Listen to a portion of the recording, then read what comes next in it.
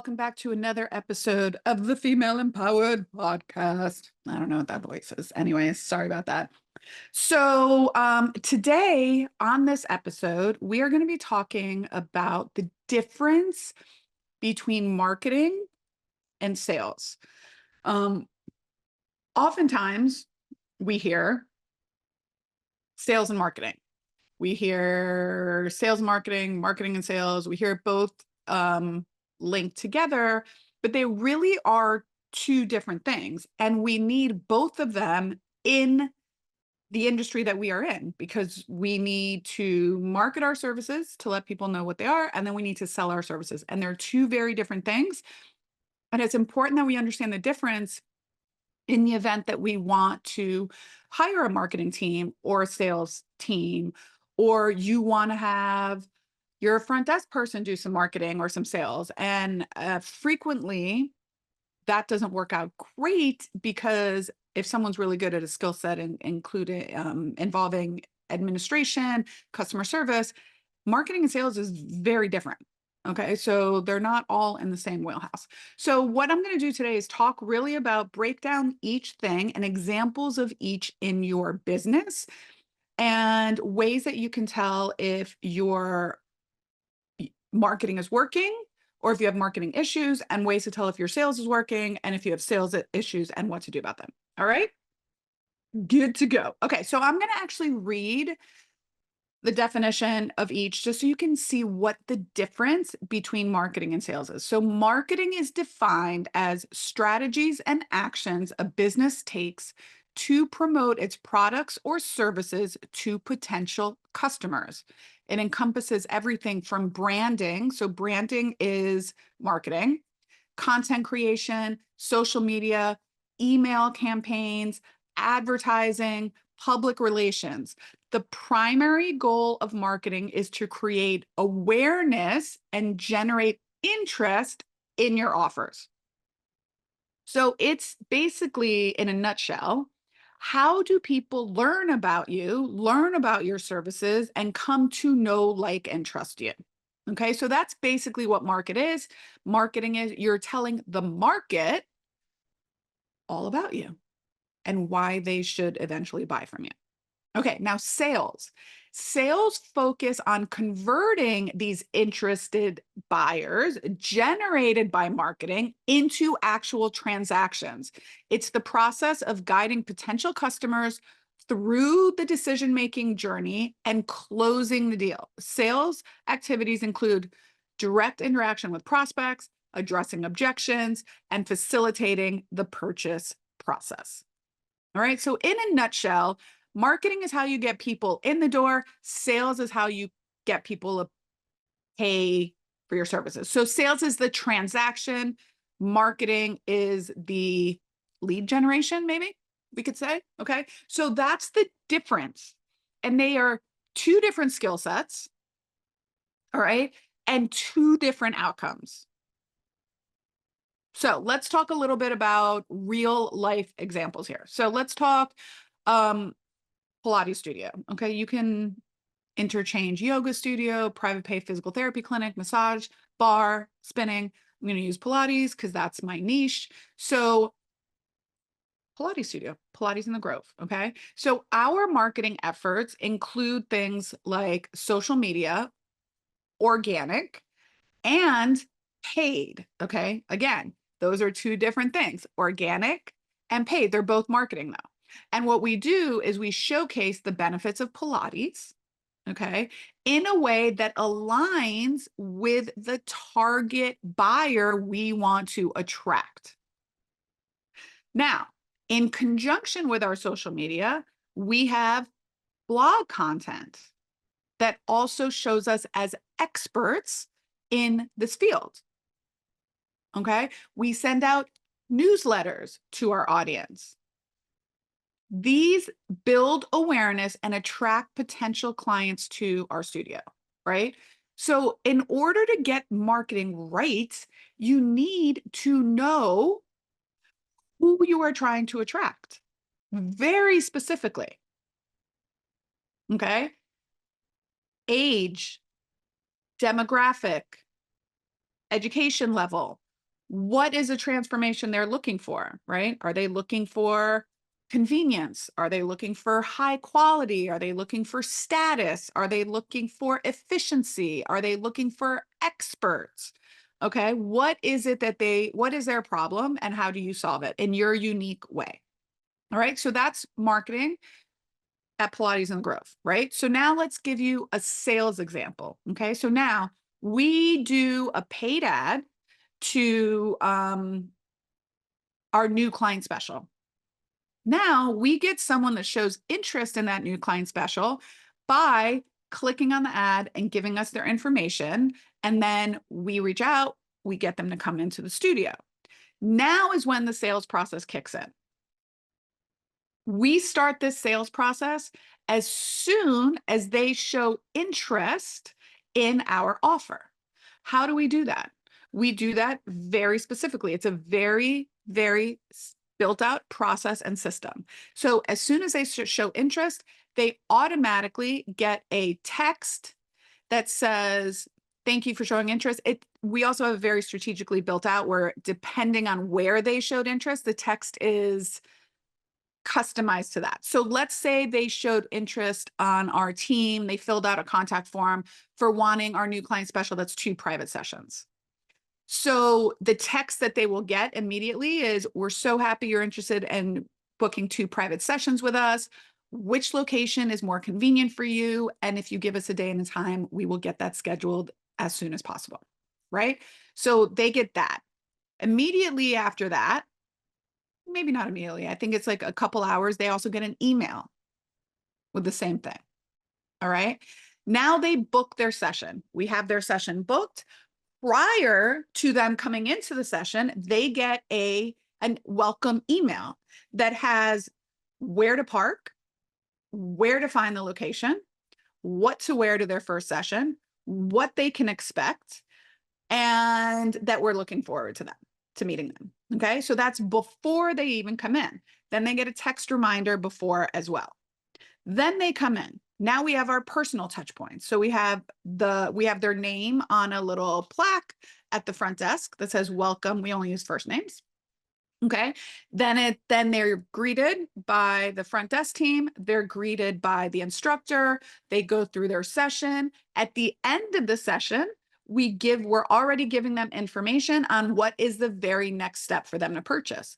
Right after their intro, what is the very next thing? We also entice them to say is that if they sign up for that next package now, before their intro offer expires, they get a discount. After they leave that first session, they get an email that says, how was it? We really want to know. Okay. Then they come back for their second session, and the hope is that we close them, right? So we have found that we need 4 touch points for our close rate. So the conversion rate from them showing interest to them buying that, not the intro package, but the second package, increases our conversion rate to over 70%.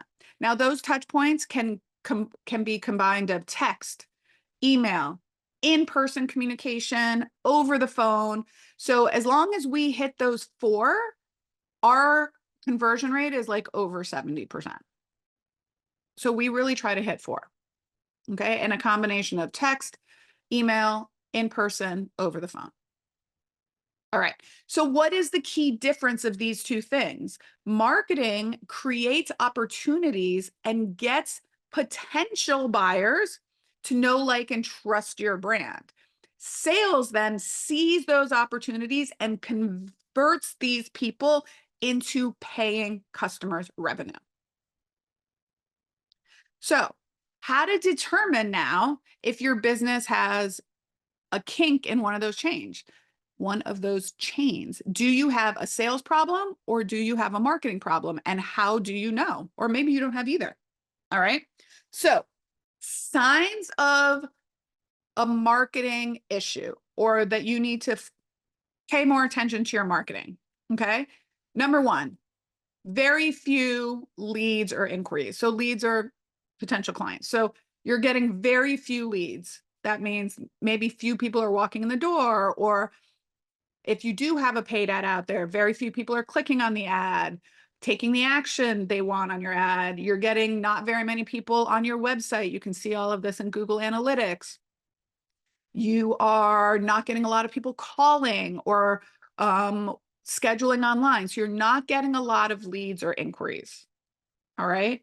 Your business lacks visibility in your target market. So people are like, oh, I had no idea you existed. Or, oh, I've never heard of that business. Or they don't know where you are. You don't have a website. You don't have a Facebook group page. Okay. People need to be able to find you. If they don't know where you are, then they're not going to know about your business. Okay. You struggle with creating consistent traffic to your website. So this is where, again, you want to be tracking your metrics. How many people are coming to your website? And where are they coming into your website? And if you're like, how do I find that out? I don't know. Join one of our mentorship groups. And there's lots of groups out there. If you don't want to join mine, no problem. If you don't want to learn from me, that's no problem. But learn from someone. There's lots of really, really great courses out there now to show you how to learn about your metrics and then understand what those metrics mean. Okay. Your social channels are not really doing that much. Okay. In other words, you rarely post on social media, or it's very inconsistent. Okay. You don't send out emails, or your open rate is really low. So on average, the open rates in our industry are like 25, 30%. So if you're over that, you're doing great. That means people are absorbing your content. All right. The other thing to know if you're having a marketing problem is, are you actually getting good leads and inquiries, but they're the wrong kind of people? So what are the wrong kind of people? So for Pilates in the Grove, maybe the wrong kind of people are people that are looking for a Legree type studio, right? If they want a studio like SLT in New York, or MDR in LA, right? So those are not our kind of clients, okay? Or if you are a private pay physical therapy place and you want people are reaching out to you that need to use your insurance, they're the wrong kind of client. So that means your messaging is not hitting properly. The messaging is not reaching the right type of buyer. Okay. So example, if you find not many people attending your trial classes or even aware of your studio or your services in general, you may need to refine your marketing, your messaging, expand your reach. Okay. And you don't have to pay to do this necessarily. Get out there in the community. Engage and network with like-minded businesses in your area where you will find your exact type of buyer. Okay. Now, we talked about how to identify if you have a marketing problem. Let's identify if it's more of a sales problem. Okay. So you have a high lead and inquiry number, but a very low conversion rate. So in other words, maybe you're getting 20 new people taking advantage of your like new class or free session, or I hate free sessions, by the way, but new client special, and only one of them or two of them is staying. Okay. So it's like a 10% conversion rate. That's very low. And it's very hard to be successful on a conversion rate like that. So that means something you're getting people in, but something in the location is creating a problem. So it could either be a sales problem or it could be a service problem. Like maybe your service sucks. Okay. Or it's a sales problem. You're not having the right process in place to get people to pay and convert into paying customers. Okay. Maybe new clients are hesitant. Okay. Why are they hesitant? Are you really giving them a top-notch experience? Are they understanding the value of it? Okay. Maybe you're getting a lot of objections and you're not able to overcome those objections. Right? So one of the things you want to look at is, why are they not converting? If they're not converting because of price, maybe again, that goes back to maybe it's marketing. Maybe it's the wrong kind of people coming in. Okay. Maybe they're bargain hunters and attracting people on this is again why I don't like to use free sessions, because you're going to attract people that want free and then you're trying to transition them into a $350 package. That's not apples to apples. Okay. It's really why I recommend when we do intro offers, you get them closer to at least the lower, the lowest barrier to entry price point. So for example, our new client group class special is 3 classes for $79. Okay. Or we do 2 private sessions for $99. And then our first membership is $129. So it's not that far off. Right. But if I'm giving someone something for free, $0, and then I want them to buy a 10 class card that's $350, that is a big jump. Those are 2 different types of buyers. So that's really important to understand. Okay. So now, how do you understand these things? How do you know? Well, first you have to analyze your funnel, like analyze your process. 1, do you have one? 2, are you checking your metrics? Are you breaking down your client acquisition? Like, are you seeing how many new clients are coming into the studio? Are you seeing how many inquiries are you getting? Okay. If you're getting traffic, but your conversions are low, you want to focus on sales. If your conversions are good, but your traffic is really low, you want to focus on marketing. You want to use tools like Google Analytics, your CRM, which is basically your customer retention management software, which is basically your email platforms. What does your open rate look like? You can make a spreadsheet, man. You can even do a paper to pencil.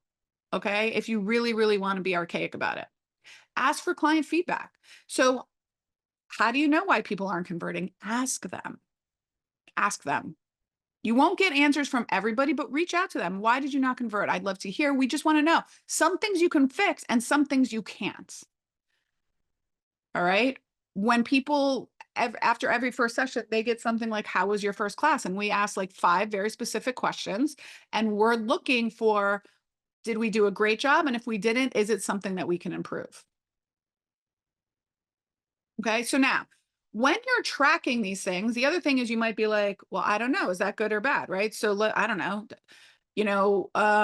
is 120 degrees of knee flexion, is that good or bad? A patient may have no idea. Okay. So now I'm going to give you some industry standards for right now. Okay. Some industry averages that you can expect if you don't know. Because if you're like, well, I don't know, is that good or bad? Right. So, website traffic. Again, you can look at Google Analytics with this. Website traffic. A small business website typically sees around 1,000 to 5,000 visitors per month, excuse me. Boutique fitness, an initial goal could be in the range of 500 to 2,000 visits per month, depending on your location, depending on how seasoned you are as a business and your marketing efforts. So at least start tracking it so you can see if you're getting an upward trend. Okay. You definitely want to be at least at 1,000 visitors a month. 1,000 clicks to your website. People are going to there. Now they can get to there through Instagram, through Facebook, through Google searches, through Bing, through Yelp, through what we call organic search, like they're actually just punching it in. There's lots of ways they can get there, but you want to see those numbers, website visitors go up. Okay. So let's look at what we call bounce rate. So bounce rate typically are a percentage of visitors who leave your site after viewing only one page or who stay on your site for less than like 2 seconds. That's considered a bounce rate. And why that's not great is because the interwebs, like Google is like, oh, this is the wrong page. People don't want to stay on there. And so it affects like your SEO and things like that. Okay. So really fitness and wellness websites, the bounce rate, okay, aiming for a bounce rate under 40% is great. The lower the bounce rate, the better it is. That means your content is more engaging and relevant and people are staying on your site longer, which is what we want. We want people to stay on our site longer.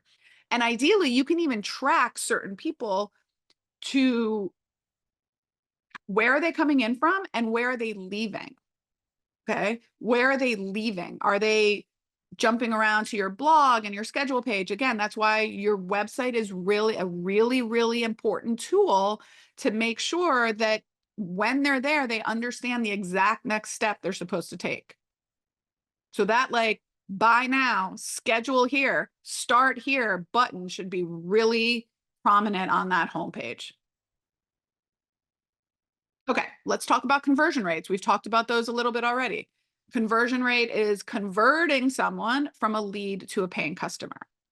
So the average conversion rate for fitness industry is around 2 to 5%. And we're talking cold traffic here. So what cold traffic means is they have not bought from you before. They really are just starting to get aware of you. Okay. So 2 to 5% is basically means that people are taking the desired action. They're converting to doing what you want. Now you can have a conversion rate for almost anything. You could have a conversion rate for people that schedule. You can have a show up rate. You can have a conversion rate from people that show up and then purchase. Okay. You can have a conversion rate from inquiry to scheduling. There's lots of ways, but just make sure when you're tracking it, you're always tracking the same thing over time. So we track conversion of new client special to a long-term membership or package, right? So basically we actually don't consider it a conversion if they just do one-offs after that. What we want these people to do is buy our new client special and then buy either one of our memberships, monthly memberships, or our class packages or private packages. It gets more buy-in from them. Okay. So let's talk about email open rate. Another thing to know if your messaging is hitting. I already said email open rate industry standard is 25 to 30%. So aim for anything over 25% is really good for an email open rate. And most small boutique fitness studios that I know of like are really hitting this goal pretty well. Okay. And if you're just starting, remember, it's going to take you time to build up for that. If you're going to, if you just open your doors 3 months ago, it's going to take time to build an email list and it's going to take time to build up to that. All right. So how can you improve your marketing efforts? One, refine your targeting. This is what we talked about. Really hone in on your messaging really, really well. Who is your right audience? Who are the people that are going to buy from you? So a very basic example of this is if your services are over $100 and your messaging is hitting people that are bargain hunters, that's never going to resonate with them. You want to look for people that, one, you want to make sure you're getting your message, your service, all of your marketing efforts in front of people that can afford your services. So that's number one. Then you want to talk to them about the transformation. All right.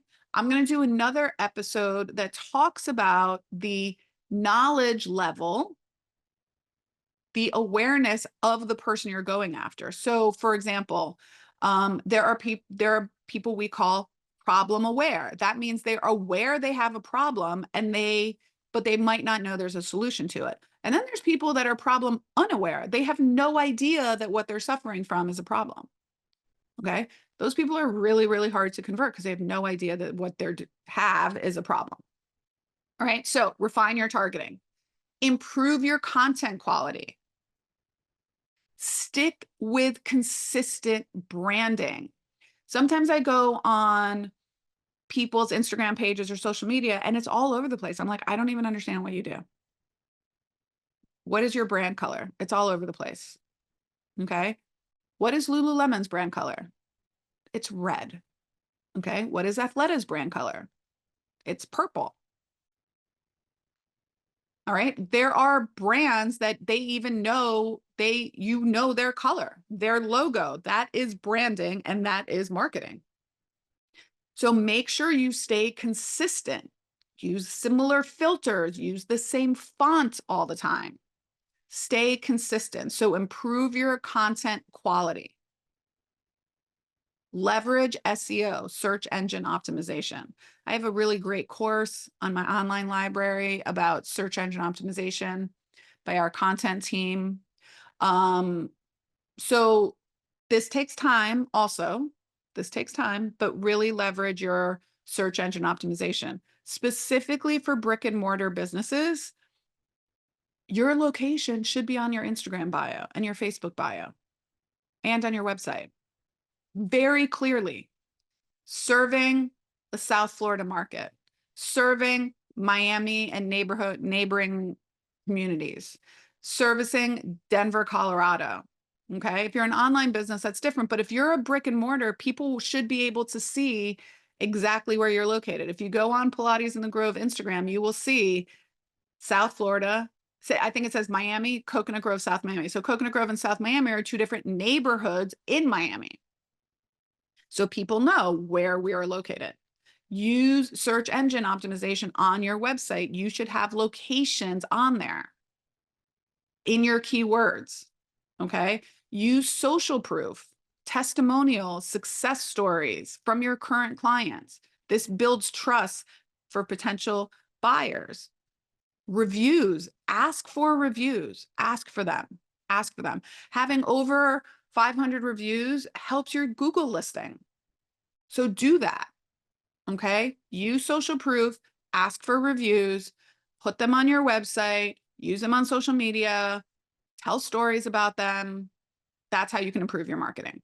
Okay. How can you improve your sales? Enhance your customer journey process, right? Ensure that every lead is followed up promptly and in a systemic manner with consistent messaging and feedback. Okay. It doesn't necessarily matter. We did a study on this for 2 years, and we found that texting is actually our best form of communication. People do not like to talk on the phone. So we get very little from that. So it's texting, email, phone calls. But also understand what your demographic wants.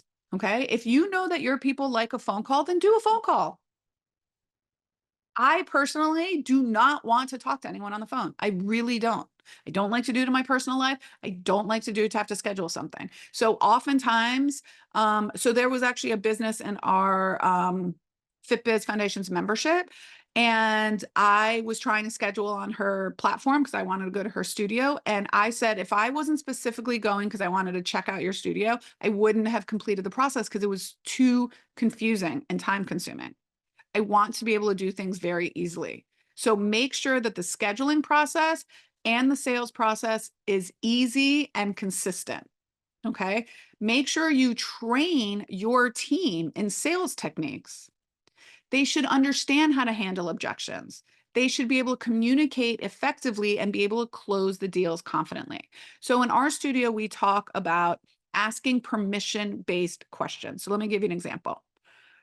Someone comes in and they say, they're doing their new client special.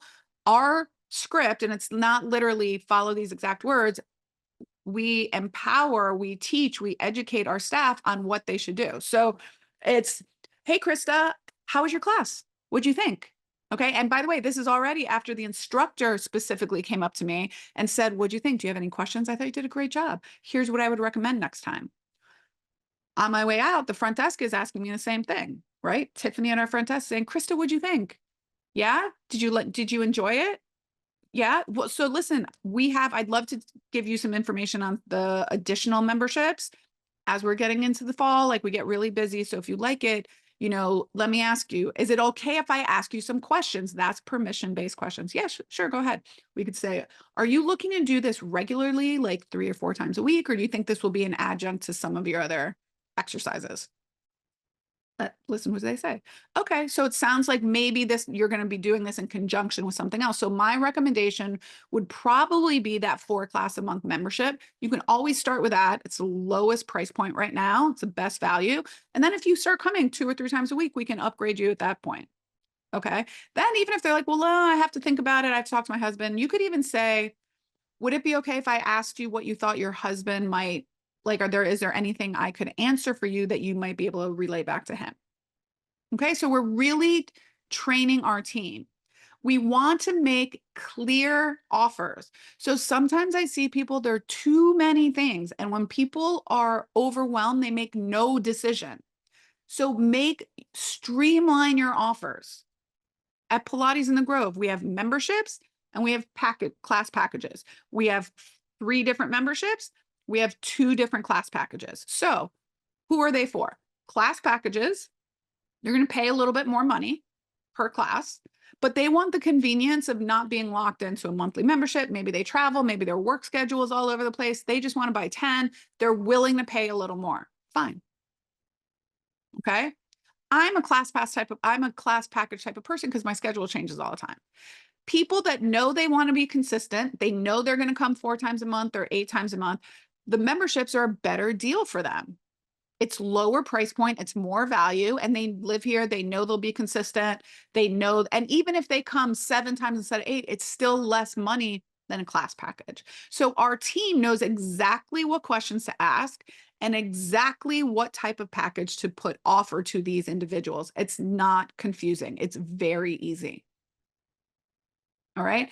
And then you basically just want to optimize each of the funnels, right? So like if you're losing people after the trial class, maybe you need to improve the communication between when they come in for class and when their trial ends. If you're seeing that you're getting a lot of people signing up for the free class, but nobody's showing up, maybe you need to improve your communication between when they sign up and the show up date. Or maybe you need to decide that free classes are not what's going to help you. Okay. If you see that people are doing the intro, but then it takes them a little time to schedule out, maybe again, you increase your communication in that interim. Okay. By tracking these metrics, it's really going to optimize both your marketing and your sales. Because if you have a shitty sales process, all the marketing you do is going to be for naught. And if you have a great sales process, but shitty marketing, it's going to be really hard to convert people that are not, 1, don't exist and are not coming in, or 2, are the wrong people. Okay. So I'm going to offer a nice little special to this because I think marketing and sales is a huge, huge, huge part of business. And I also think that it's very confusing for business owners, especially business owners that are wearing all the hats and they're very, very much in the business right now and they just need a little lifeline. So I am here today to give you a little lifeline if you're so inclined to take it. Okay. So from the time this podcast airs, which is going to be September 10th, okay, through the end of October. So for the next 6 weeks, basically, I am offering a 30-minute call for $99. Okay. So for less than $100, you can get on a 30-minute call with me. I'll send you, actually, it has like a pretty good intake form. So when we get on the call to talk about your marketing and your sales, you'll already come to this call prepared. So we can get very much into the nitty-gritty on how to purchase, on how to effectively optimize, whether it be your sales, your marketing, or both maybe. Okay. So all you have to do is visit the link in the show notes if you cannot remember. Okay. Or just if you're listening and you want to go do that now, you're going to go to www.christagurka.com/special offer to book your session. So, okay. So you have from now until the end of October, so October 31st, to use this call. So you can buy it now and you can schedule all the way up to October 31st. But after that, no more to the end of the year. Okay. So christagurka.com/special offer. And you can get 30 minutes with me for $99. All right. I hope you enjoyed this episode. I think it's really, really important to understand the difference between marketing and sales, and also understand how you can affect your marketing and sales just sometimes by making one small little tweak. All right. All right, ladies, that's all I got for you today. I hope you enjoyed it. And until next time, my friends, bye for now.